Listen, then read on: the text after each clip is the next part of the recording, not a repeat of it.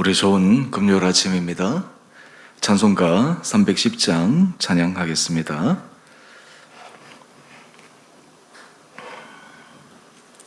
찬송가 310장입니다.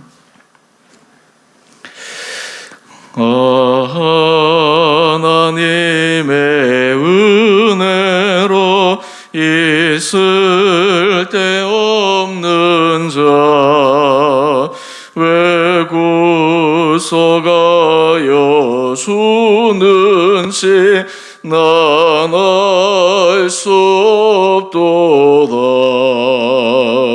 내가 믿고 또 의지함은 내 모든 영표 아시는 주님 늘 보호해 주실 것을 나는 확실히 아네. 왜 내게 굳센 믿음과 또 복음 주셔서 내 마음이 항상 편한지 난 알 수 없도다. 내가 믿고 또 의지함은 내 모든 영표 아시는 주님 늘 보호해 주실 것을 나는 확실히 아네. 왜 내게 성령 주셔서 내 마음 감동해 주 예수 믿게 하는지 난 알 수 없도다. 내가 믿고 또 의지함은 내 모든 영표 아시는 주님 늘 보호해 주실 것을 나는 확실히 아네. 주 언제 강림하실지 혹 밤에 혹 낮에 또 주님 만날 그곳도 난 알 수 없도다. 내가 믿고 또 의지함은 내 모든 영표 아시는 주님 늘 보호해 주실 것을 나는 확실히 아네. 아멘.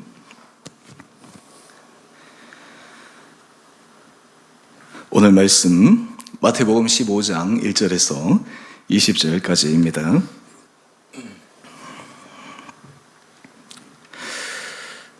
그때 바리새인과 서기관들이 예루살렘으로부터 예수께 나와 이르되 당신의 제자들이 어찌하여 장로들의 전통을 범하나이까? 떡 먹을 때에 손을 씻지 아니하나이다. 대답하여 이르시되 너희는 어찌하여 너희의 전통으로 하나님의 계명을 범하느냐? 하나님이 이르셨으되 내 부모를 공경하라 하시고 또 아버지나 어머니를 비방하는 자는 반드시 죽임을 당하리라 하셨거늘 너희는 이르되 누구든지 아버지에게나 어머니에게 말하기를 내가 드려 유익하게 할 것이 하나님께 드림이 되었다고 하기만 하면 그 부모를 공경할 것이 없다 하여 너희의 전통으로 하나님의 말씀을 폐하는도다. 외식하는 자들아 이사야가 너희에 관하여 잘 예언하였도다. 일러스되 이 백성이 입술로는 나를 공경하되 마음은 내게서 멀도다. 사람의 계명으로 교훈을 삼아 가르치니 나를 헛되이 경배하는도다 하였느니라 하시고 무리를 불러 이르시되 듣고 깨달으라.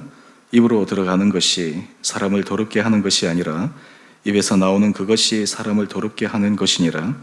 이에 제자들이 나와 이르되 바리새인들이 이 말씀을 듣고 걸림이 된 줄 아시나이까?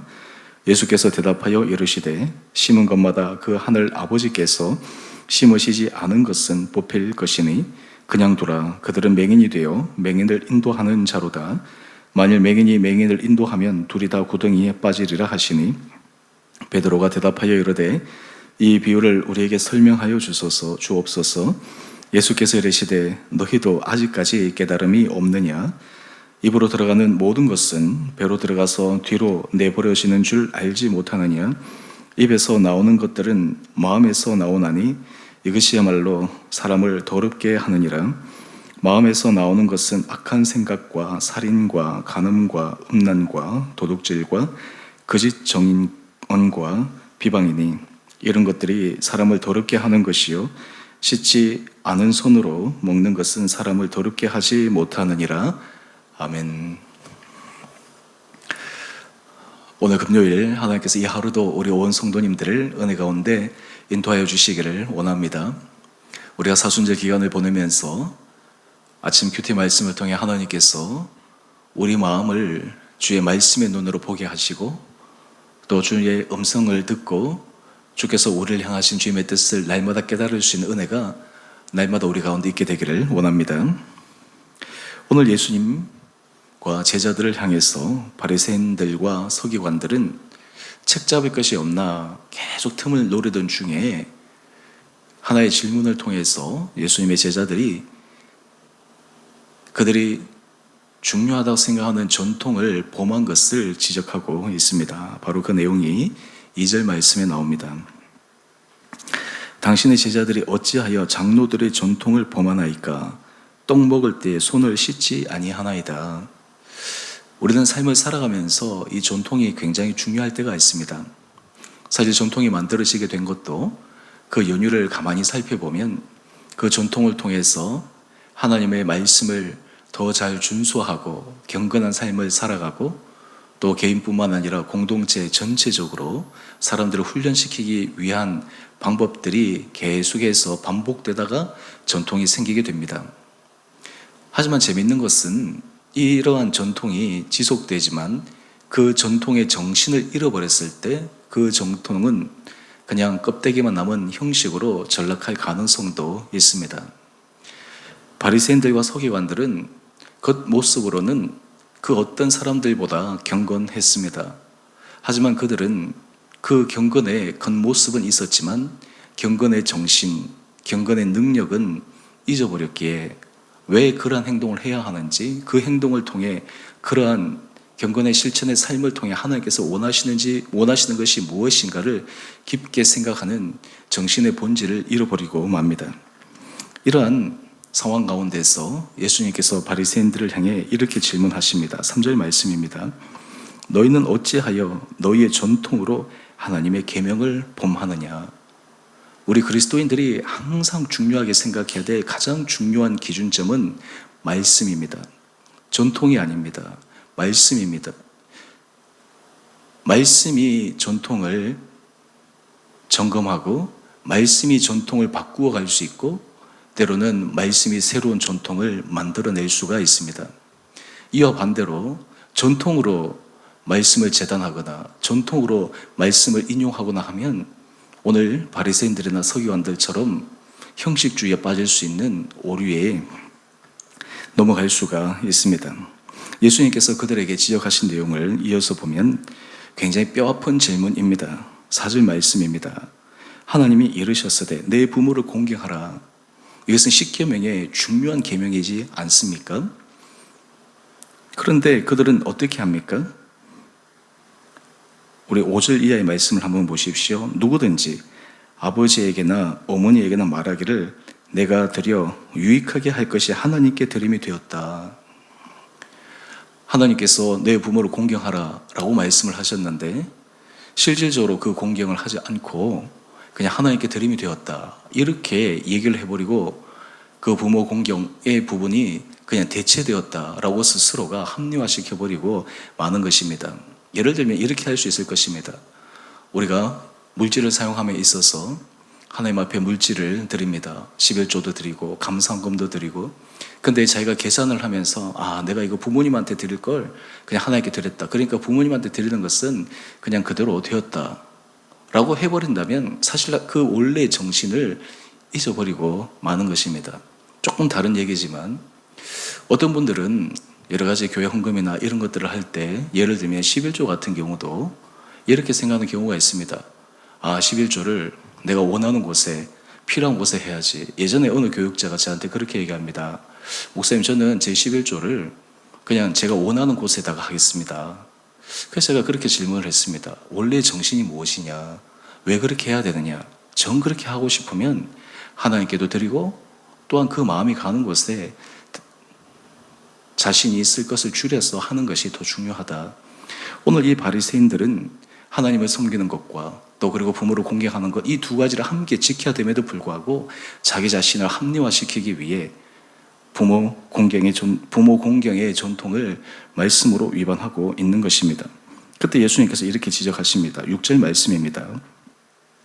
그 부모를 공경할 것이 없다 하여 너희 전통으로 하나님의 말씀을 폐하는도다. 완전히 오류를 범하고 있는 것이죠. 그러면서 예수님께서 이 바리새인들이 가지고 있는 그 마음의 중심을 정확하게 전곡을 찌릅니다. 그 찌르는 부분이 바로 이사야 말씀을 인용하면서 말씀하고 있는데, 우리 8절 말씀을 한번 보시죠. 8절 말씀을 보면 이 백성이 입술로는 나를 공경하되 마음은 내게서 멀도다. 여러분, 이 말씀이 사실 우리 많은 신앙생활 가운데서도 일어나는 현상 가운데 하나입니다. 입으로는 주님을 공경하는 것처럼, 사랑하는 것처럼 이야기를 하지만 실제로는 그 마음이 뭡니다. 실제로 그 마음의 중심은 다른 생각을 가지고 살아갑니다. 이것은 하나님의 이름을 높이는 것이 아니라 하나님의 이름을 모독하는 것입니다. 그러면서 예수님께서 이어서 말씀하십니다. 우리 10절 이하의 말씀을 한번 보십시오. 11절에서 말씀하십니다.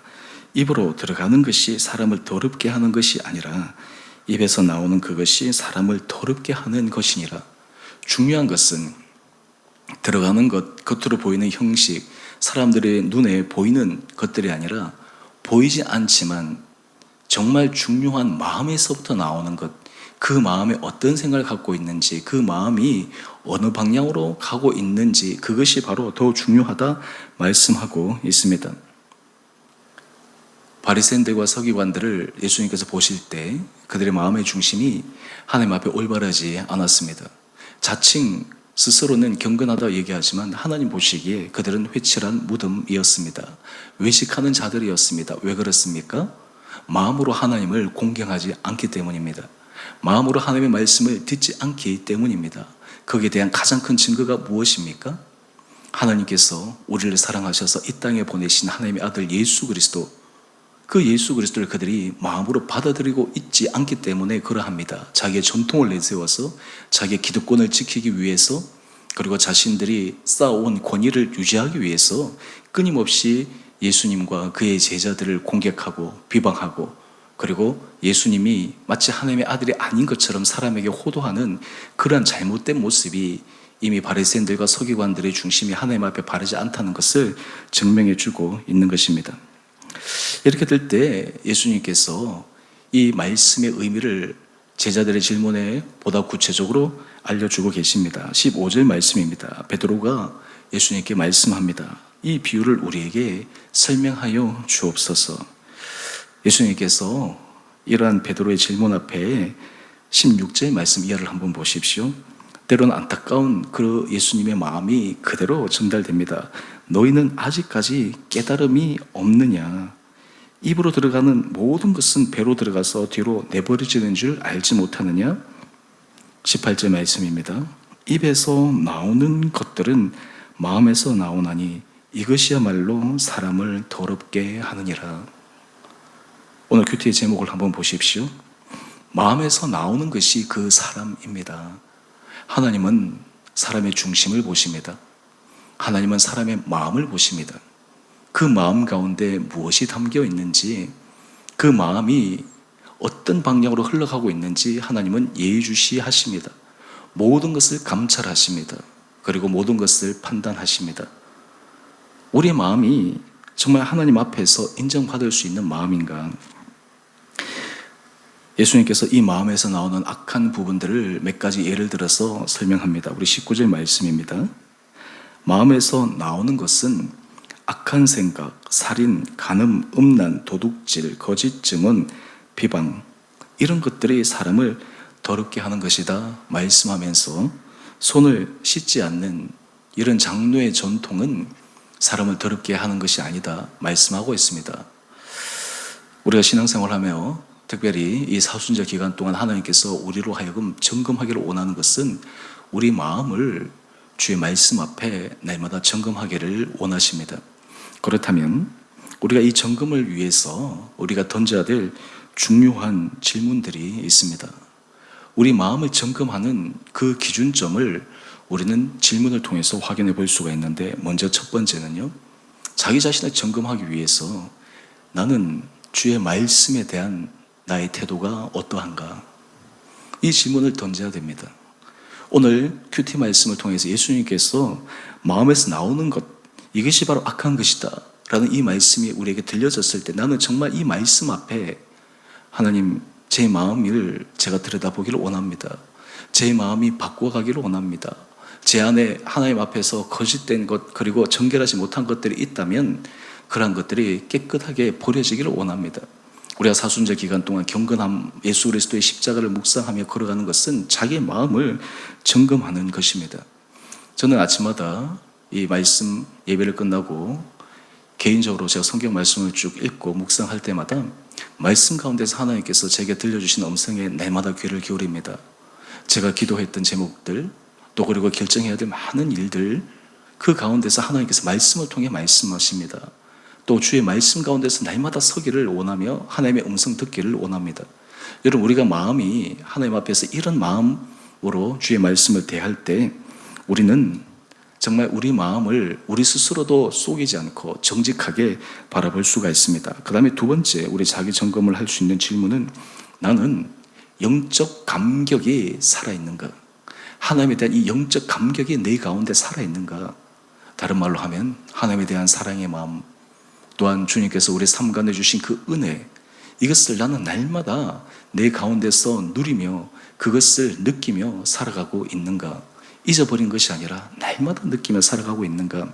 제가 아침에 찬양, 하나님의 은혜로 이 찬양을 했는데요, 여러분, 우리가 마음이 하나님 앞에서 날마다 시험받고 올바르게 판단받기 위해서는 우리가 은혜 아래에 깨어 있어야 합니다. 주님의 사랑에 날마다 젖어 있어야 됩니다. 여러분, 우리 안에 은혜가 있고 우리 안에 주님의 사랑이 가득 차게 되면 우리 입술의 언어가 달라집니다. 감사함의 고백, 하나님을 찬양하는 고백, 다른 사람을 세워주는 말들, 그리고 다른 사람들을 하나님의 은혜 가운데서 인도해주는 아름다운 모습들이 우리 가운데 있게 됩니다.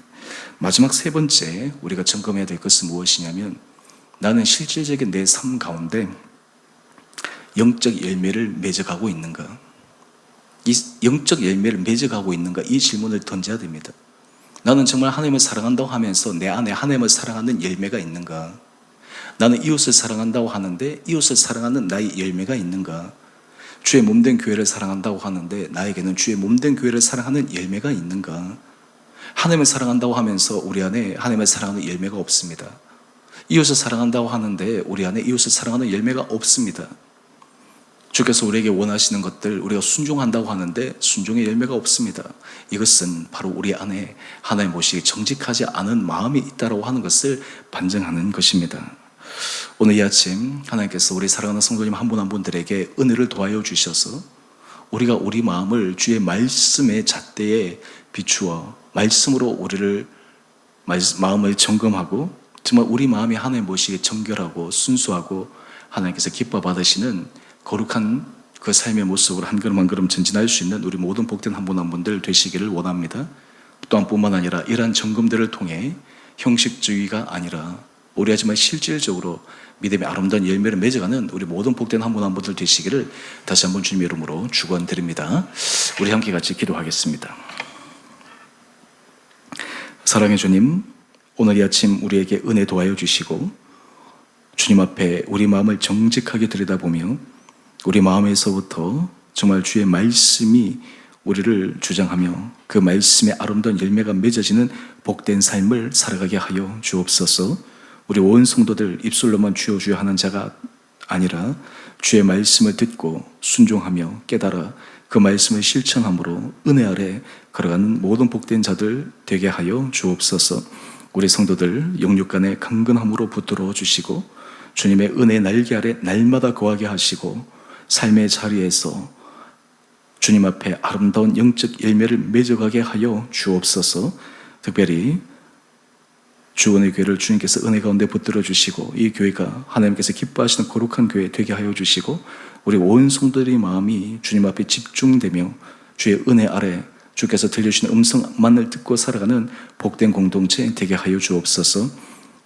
사순절 기간 동안 우리 성도들 한 사람 한 사람을 지켜주시고 우리 마음에 날마다 주님과 함께 동행함으로 날마다 말씀으로 우리를 점검하여 주님이 기뻐 받으시는 거룩한 삶을 살아가는 복된 하루 되게 하여 주시기를 우리 사랑하신 예수님 이름으로 감사기도 드리옵나이다. 아멘. 하늘에 계신 우리 아버지, 아버지의 이름을 거룩하게 하시며 아버지의 나라가 오게 하시며 아버지의 뜻이 하늘에서와 같이 땅에서도 이루어지게 하소서. 오늘 우리에게 일용할 양식을 주시고 우리가 우리에게 잘못한 사람을 용서하여 준 것 같이 우리의 죄를 용서하여 주시고 우리를 시험에 빠지지 않게 하시고 악에서 구하소서. 나라와 권능과 영광이 영원히 아버지의 것입니다. 아멘. 오늘도 주님과 함께 믿음 안에서 승리하시는 복된 하루 되시기를 바랍니다.